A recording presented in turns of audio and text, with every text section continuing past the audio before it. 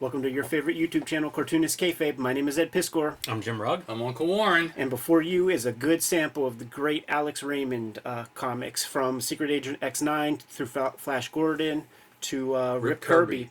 But first, gotta let you guys know that we are a daily YouTube channel, and more than 1,500 videos in the archives at this point. We may have talked about your favorites, so hit the magnifying glass on the front page of the Cartoonist Kayfabe channel. Give it a whirl, give it a search, and watch those episodes where we might have talked about your faves if you missed them before.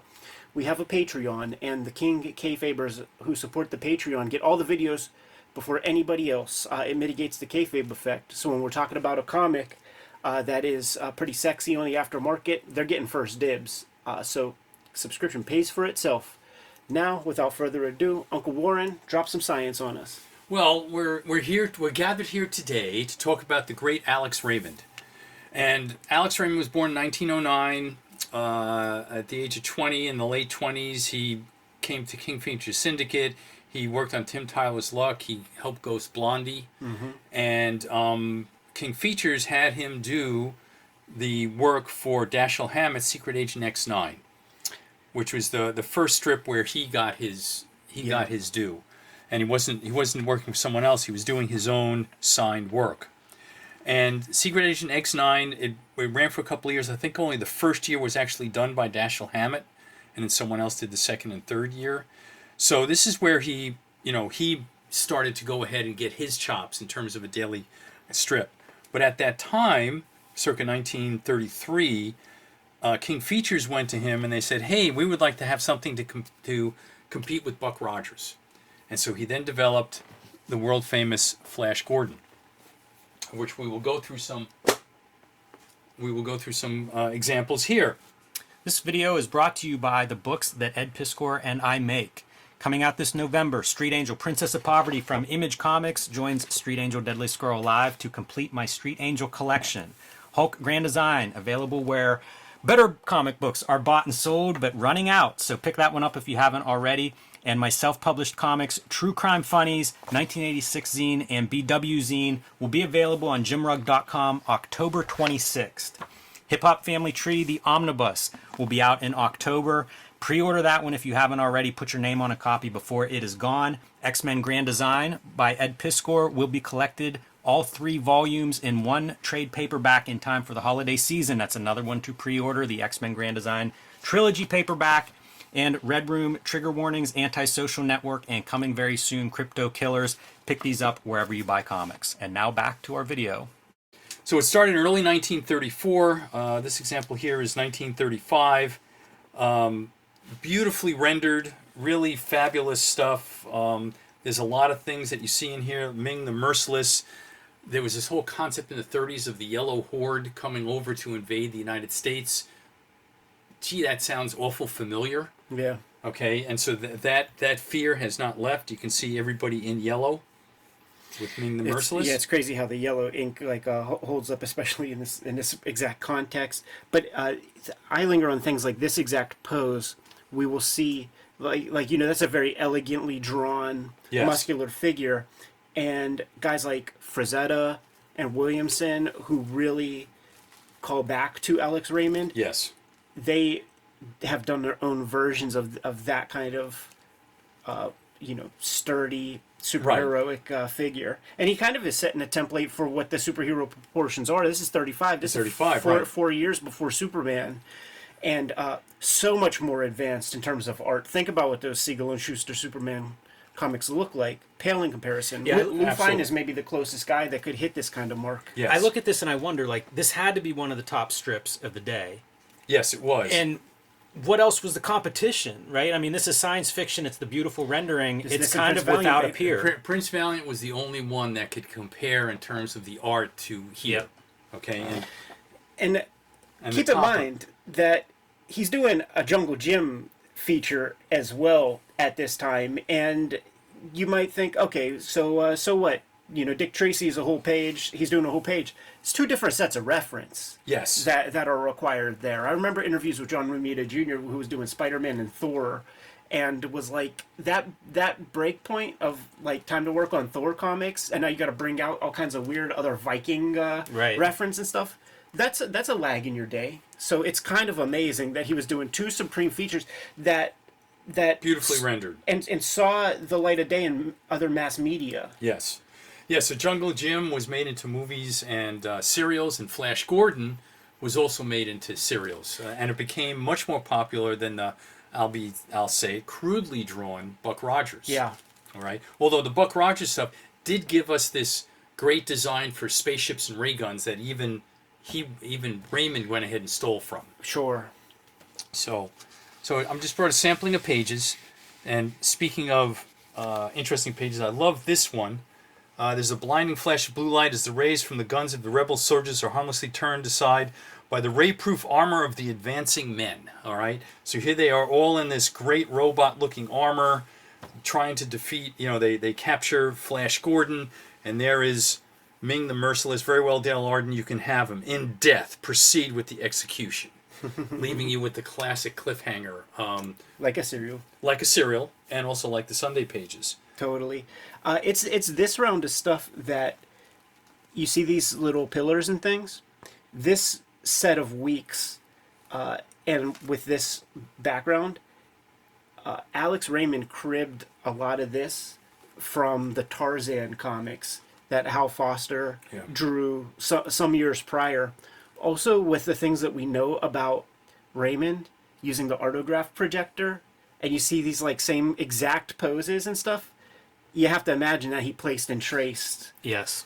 Yeah, that's fine. Three of those guys. This one, and this one are identical. Yeah, totally. Same with the guy on the knee. And you're right. And you're right. 2 of those. And even if they're bigger, you just put the projector higher or lower, and then you just you can change the perspective. Totally. And here you've got your whole colonialist view of Jungle Jim. Yes, this is the following week from this one. It's really fun because it's all mid shots. This is about as dynamic as we get, and it's not very. Like, you need a Jack Kirby to come along sometime later to show you what can be done with the dynamic levels. Yeah, it's a lot of what, whenever I would see like reprints of Golden Age comics, would be similar in that way.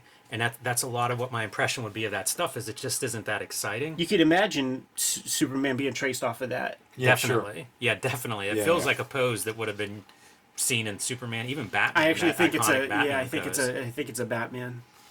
And speaking of comic books, gee, doesn't look like Hawkman?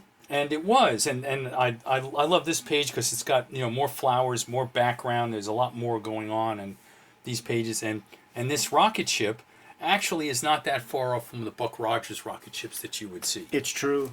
This is the stuff that young Al Williamson and Roy Krenkel will build on top of in their career with their little polka dotted lizards and stuff. And Al Williamson built this on top of the illustrator Franklin Booth. Ah. All right, so Booth did a number of these things in the 20s, so a decade before that. It's this. I should have brought that with me. I apologize. And for those of you that don't believe it could be Hawkman, well, who is this? Right. Okay. It's both versions too. Very much Hawkman. All right, and so down to the colors. It could be almost Joe Kubert Hawkman. Yeah, that's straight up. Yeah, but now think about the influences that the comics people got from here. Totally. Kubert could have been around at this point. And I love this. Very well. Give the stubborn fool fire. Give it to him till he crawls at my feet. Oh, she's kinky. Yep. She's a little dominatrix. If he was a little younger, what would this be called, Jim? Boindage. I love the Death's Head, so I'm yes. Okay. Feels very public domain, right. faucet superhero type shits. Exactly. But this sequence is what gave us Hawkman. Totally. No ifs, ands, or buts about it. Now I see this pose and stuff, and I'm like, okay, Alex Raymond's pulling a little bit from Foster. Like, yes, absolutely. I could, Prince Valiant. I could pull that image. Yeah. From Foster Sunday. Makes total sense. It's the sphere of influence, man. It's sampling. It's culture. You take what's great from before, and then you fucking expand on it. And you can see this difference. So this is July 29th of 34. This is only 5 or 6 months later, and you can see how he's starting to change his line. Man, and you see decisions being made, right? So we have these congested sequences with all these bodies and stuff, and then you gotta leave some room for error. Like when you have to draw a whole bunch of horses, you don't get too many backgrounds that week. Right. Yes. Yeah. That's very true. Absolutely. Horses with unicorn things on them too. Man, and speaking of Foster, like seeing how the lettering is handled in several of these panels, really moving in that direction, even compared to the week before. Absolutely. Right. Or the Good call. I guess maybe not It's the previous week, but 7 months difference, and you can see how spared down. You know, you've only got this up here, and all the rest of it is void of word balloons. And then, starting about 1937-38, he stripped down even more, so to speak. Right. And all you got were these 6 panels, but what great 6 panels they were. Much more dynamic. He's getting more cinematic. oh, we're seeing close-ups and stuff. Like Yes. it's completely different visually than what we have seen up to that point in these sample pages. Stage theater, no, like theater, cinema. Yes, exactly. Yeah, absolutely. And this carried through. I have a couple examples here that are later, and like what a great car! I want that car. And then look at the scene in here. The word balloons are gone. Yeah. And then this is a very architectural blueprint kind of lettering. Just Yes. very vertical, like straight up and down. Square proportions on the letters. Leroy lettering sets is what we used to use. Yeah, but that's not this one. yeah. No. So these beautiful backgrounds that he was doing, and this is basically the way it went up until Mac Rayboy took over. And Mac would use that same format, right? Like Yes, the 6 you're panel right. He joints? would use the same one. And then there would be guys like Kurtzman and Dan Barry, I think, right? Like Yes. Like they Yeah, did Dan, this. Dan Barry came in, I think, in the late 40s. Yeah, it's remarkable how different these are from the first couple samples we Yeah. looked at. Yeah, really fabulous stuff. And once again, these really great rocket ships that they were doing. With some double lighting to it. I wonder if the coloring something changed too, because like when he goes to this more paneled format like this, it feels like the color makes a dramatic change. Like these are wild colors, and so was the previous page. Right. I almost want to look at those old ones again because these are probably like 100% mechanical separations. And those other ones might have had It some feels brush like there's strokes. something like that, like something changed to allow this kind of color. Or maybe to require it because it's like, well, we're doing mechanical now, so we have to have big broad shapes to cut out. We can't be Yeah. fiddling around with like little stuff. And I want to point out something here. So this is April 13th, 41. So World War II's been underway for a year and a half. As Ming's political prisoners flee the concentration camp. Right. And so what Raymond was doing was kind of mirroring the stuff that was going on in World War II in Flash Gordon at this time. Yeah. But it wasn't overt. It was almost subversive in the way he was doing it. But these key words, political prisoners, concentration camp, right? Ming flies to his concentration camp. And, the Dachau and other ones were known at the time. The over in Russia, they had the gulags that were going on, their version of the concentration camps. So he was making this subversive political statement in the middle of Flash Gordon at that time. Yeah, it's the best of science fiction, right? Yes. Is you kind of can create something can hide fantastical stuff. using the current, political climate of the day or social climate. How like sexy, edgy, racy is our depiction here of our heroine? Yes. Like that feels pretty kind of risque at this time Phantom period. Lady. We need to hold the ruler from her knee up to her thigh to see if that's an acceptable. But I mean, like even your pose and everything, it just feels Yeah. like that's really leaning into the pinup era. And this is that era of Raymond too, where this is some Connecticut girl that he's like, hey, I'm Alex Raymond. You want to come to the studio? We'll take some photos. Yeah. And so he did this, I think it was 43 or 44 he left it. Yeah. But in the interim, he did do some occasional illustration works I want to show everybody. So one of the things he did was this cover, which to my knowledge has never been reprinted anywhere. And so here's Alex Raymond doing this thing, first anniversary United States Marine Corps Women's Reserve, doing a straight commercial job, Right. which you're not used to seeing from him. We see his signature. That's right. And in the signature, this says a lot. And one of the things that it tells us is the low fidelity of the print. Like that is Yes. fuzzy. Yes. Super fuzzy. So we are not getting anything close to like what the painted gig looks like. But this is also a lot more of that place and trace kind of thing. You know, probably started off. That's the big thing that you learn when you realize that a lot of this stuff is so posed and photographed and really just painting over top of photos in a lot of ways. You make the face look idealized in the fashion of the day and stuff.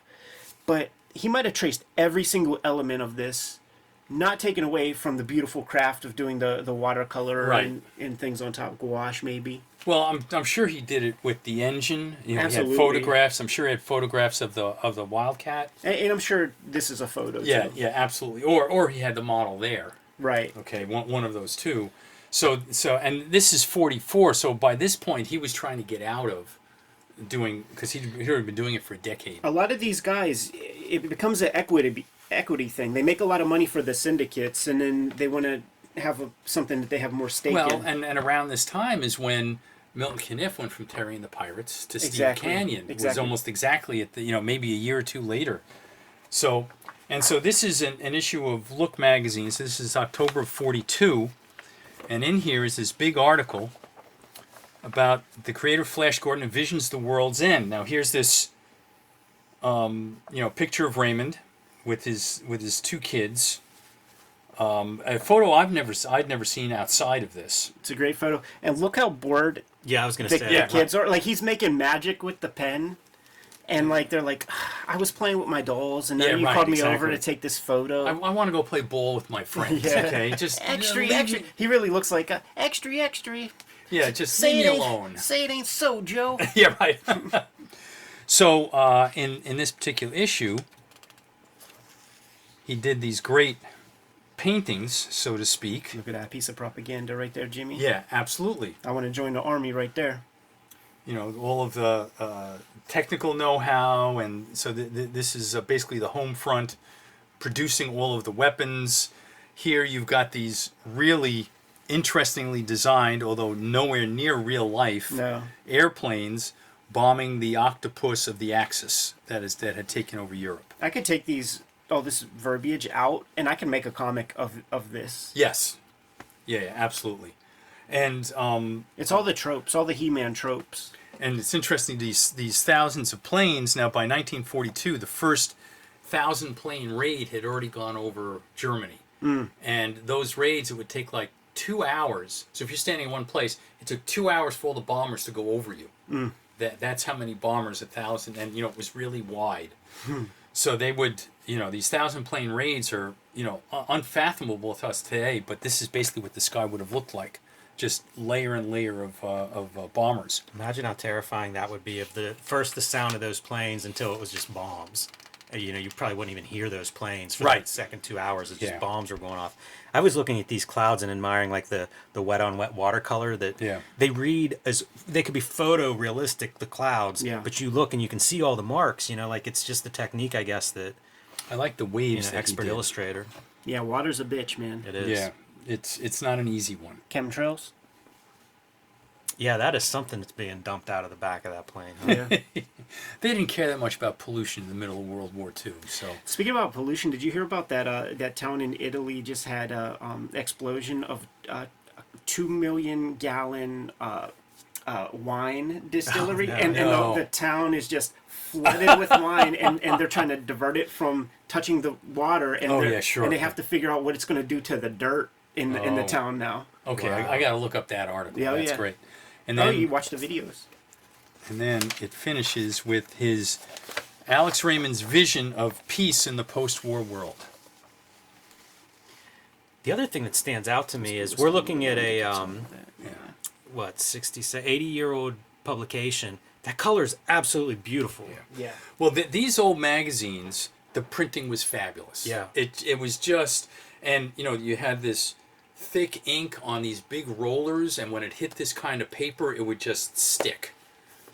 Yeah, it makes sense. There was a black and white strip in Alex Raymond in the beginning of this article, and I thought, is Is that the nicest one of his strips Right. had been printed up to that point? You know, very sharp and great and look paper. very rich. But the color here is just incredible. Yeah, you go through all these old magazines, the inside of the magazines in particular, and then the printing, especially a lot of this. Well, there's actually one right here. You can just get an idea of. This is incredible. It really is. I love that, like, processed red ink, and instead of black, going with, you know, a dark blue. It's really good. That's a fantastic aesthetic. Ed, you pointed out the out of registration on the cover of this, but there would be like red, like one color red, you know, and it's perfectly sharp. There's text in it, both backed out as well as printed, and it's sharp, and that's how you get around it. You know, you Right. run a one color ink for something with lettering like this, Right. you know, super razor sharp letters because it's one color. But look at that, man. Everything is done by hand, right? So, like, you could see the cuts. Yep.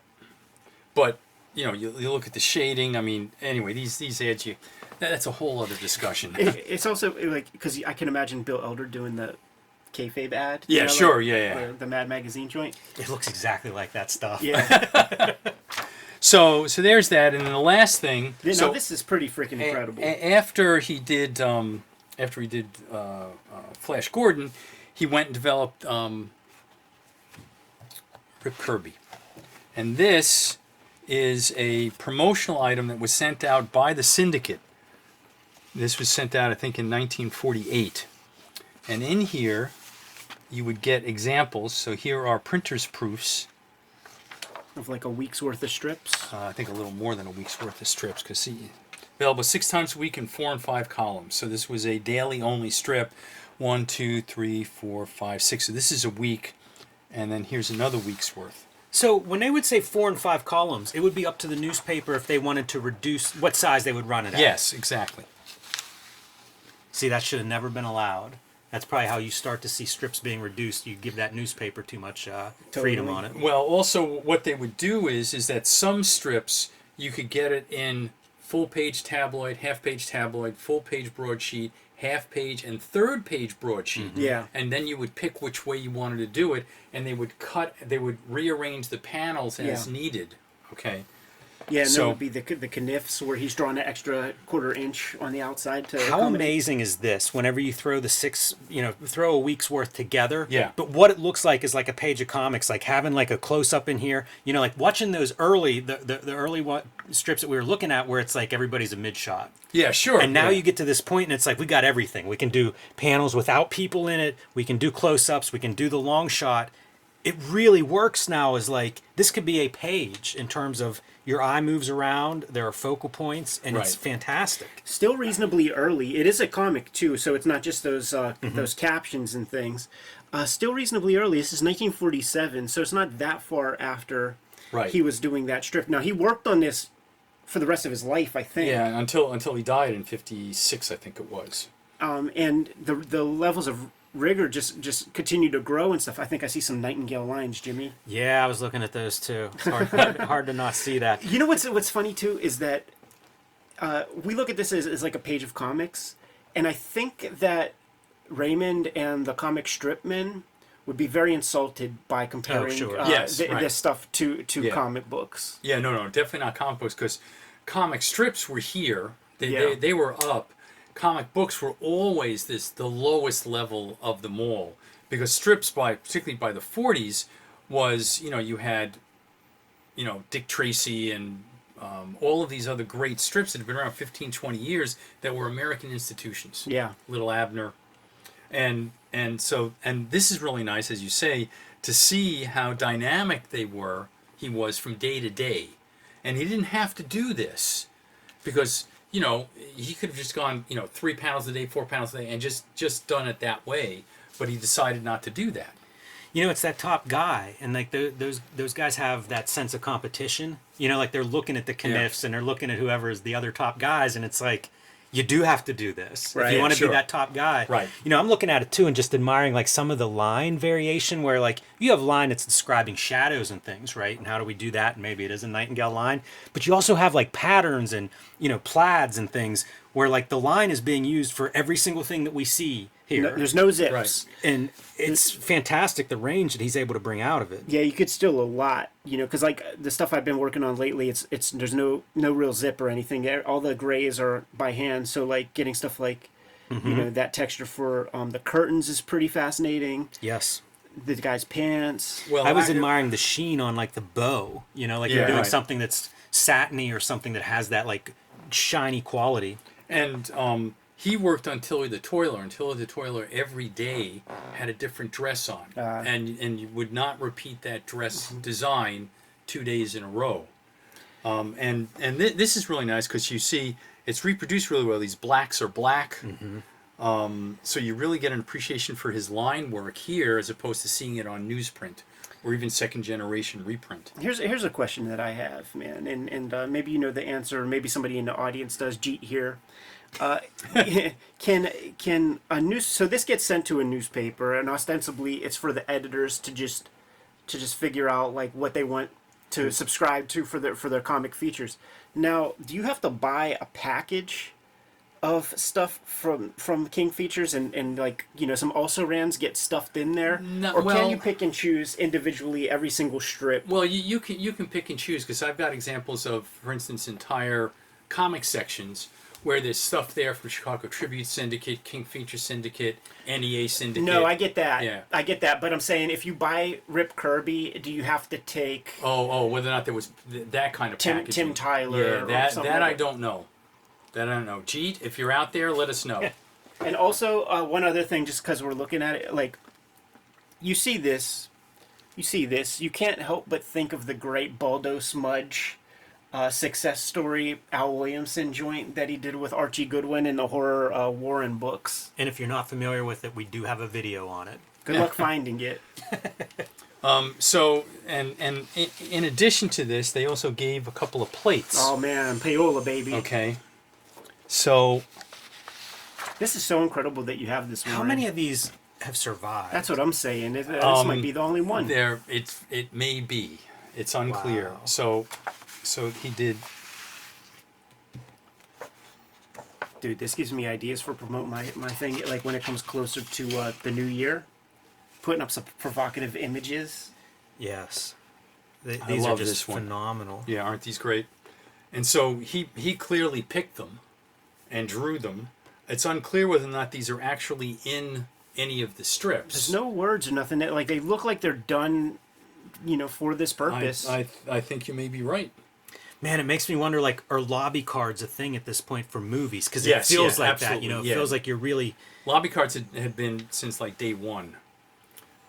So this was an extra added thing. Now, what's interesting is that there is not any kind of detail sheet about what's, you know, pricing or anything. So the only thing you've got here available 6 times a week, no ordering information or anything like that. Right. Is this complete? It looks complete to me, but you know, you just don't know, and I've never seen another one. But these 2 panels in particular, Yeah, this is so evocative. So much, like, very honest emotion in that guy's face. Like, he looks really scared. Do you know where his stuff is archived? no, I don't. I mean, it's got to be out there. Like, some institution must have, like, all of his archives, right? You always start in Connecticut and work your way. Yeah, sure. Somewhere absolutely. else. So this is anyway. I figured people would want to see a little bit of a treat. Blunt Nightingale line. It's amazing what he does with the lines. And to go from that to, like, the finest line on that ankle, and you know that's a brush line. Yeah, totally. I see some nightingales there, by the way.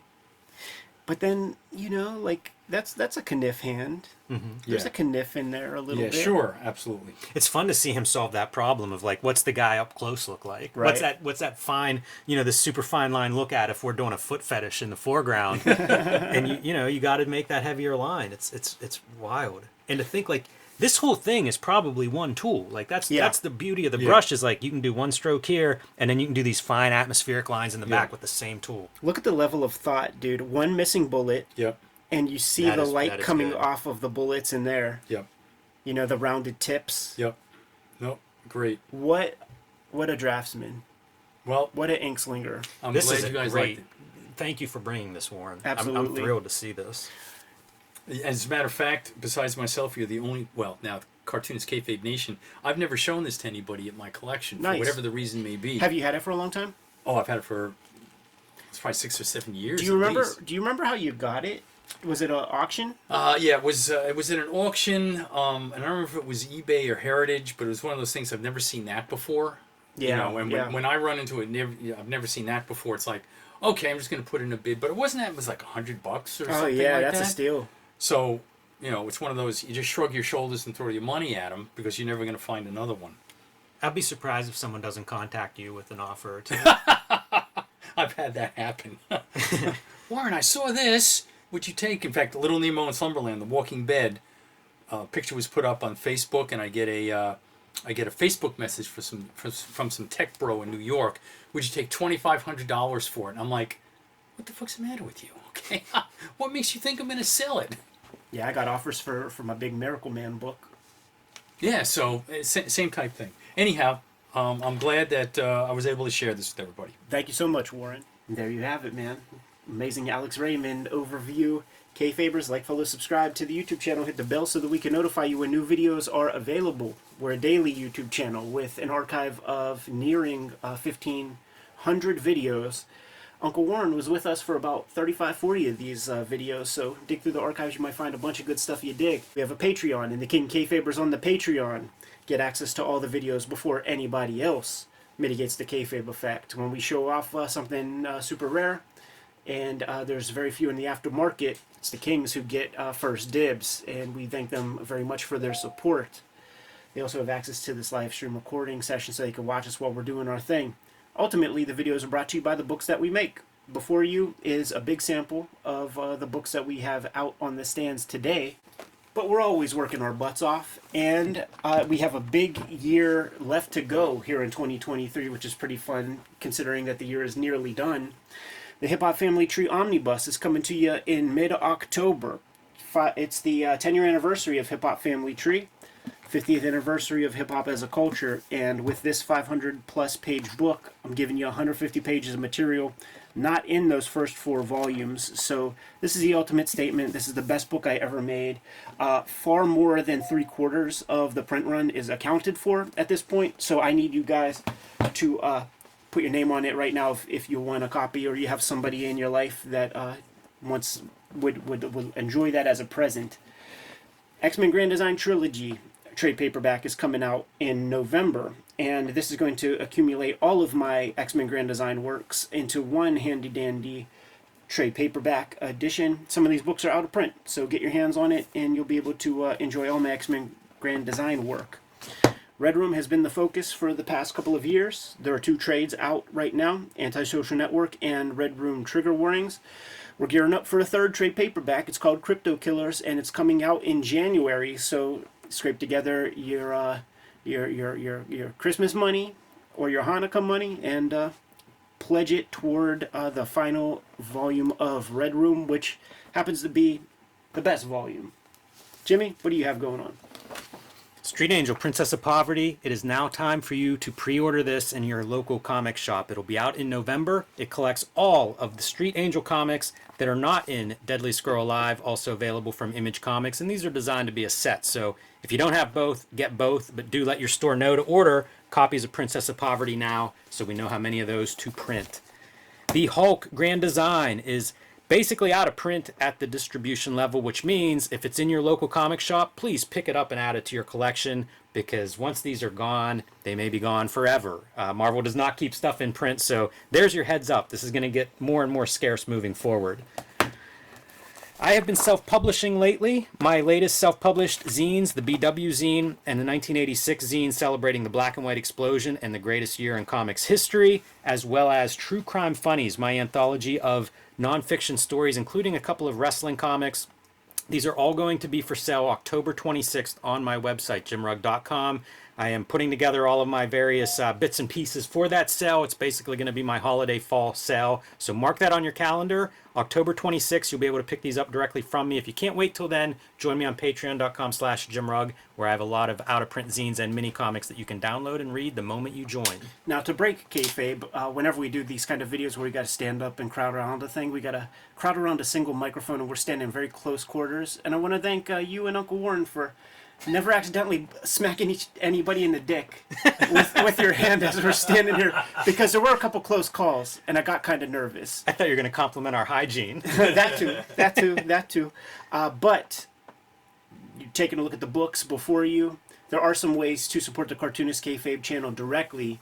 Jimmy, let the people know. You can subscribe to the Cartoonist Kayfabe e-newsletter at the links below this video. We will keep you up to date on what we're doing and where we're going to be. You can also pick up Cartoonist Kayfabe t-shirts, merchandise, hats, mugs, fanny packs, stickers, and lots more from our spread shop. That link is under this video in the show notes as well. There you have it, guys. A bunch of ways to support the Cartoonist Kayfabe channel to keep these videos coming to you on a regular basis. Jimmy, please give them the final marching orders so that we can be on our way. Read more comics.